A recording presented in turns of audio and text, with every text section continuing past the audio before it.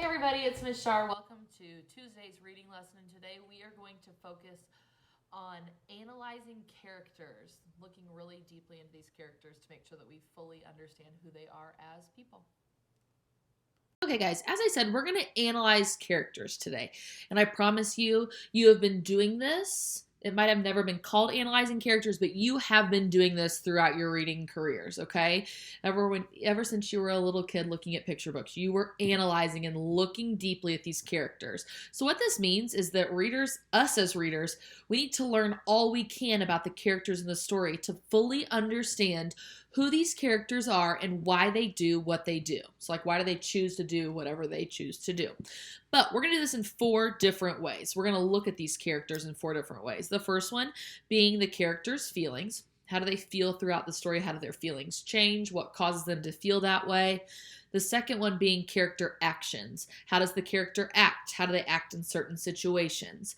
Third one being character dialogue. What is the character like when they're speaking? So thinking about how they speak, who are they speaking to? How do they respond to situations? And then the final one is character thoughts. What is the character thinking about and what's driving those thoughts? So let's get into it with some examples.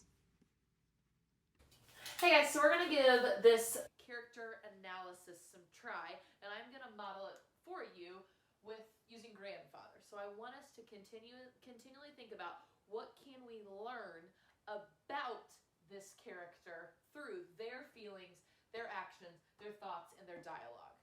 So it's not what are their thoughts, feelings, and dialogue and actions. It's what can we learn about this character through those 4 things, okay? So we're going to think about grandfather, and we're going to think about through his feelings that he's shown so far in the book. We're going to start with feelings.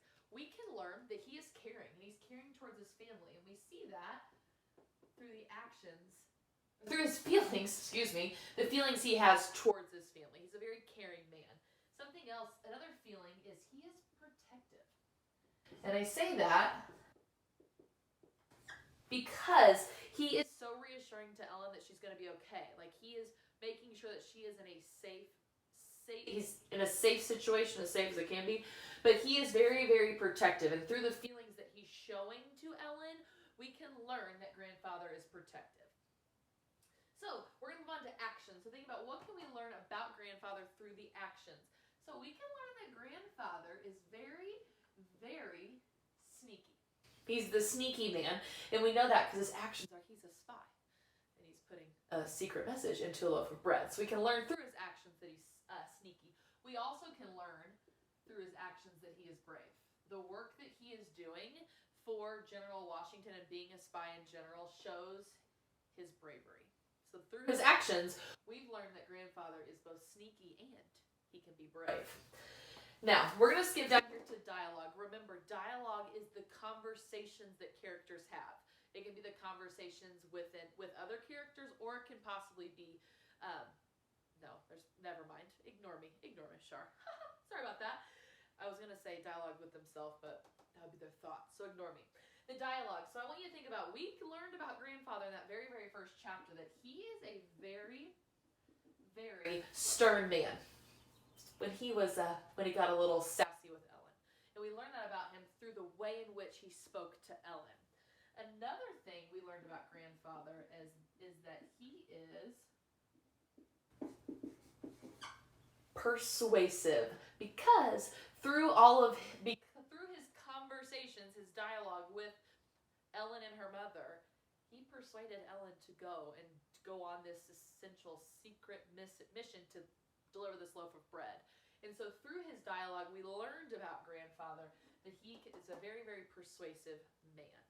And I've got a little quick thing to tell you. We are currently not going to be completing the thoughts bubble or box here, because in Toliver's Secret, we do not get grandfather's thoughts because it is written in 3rd person.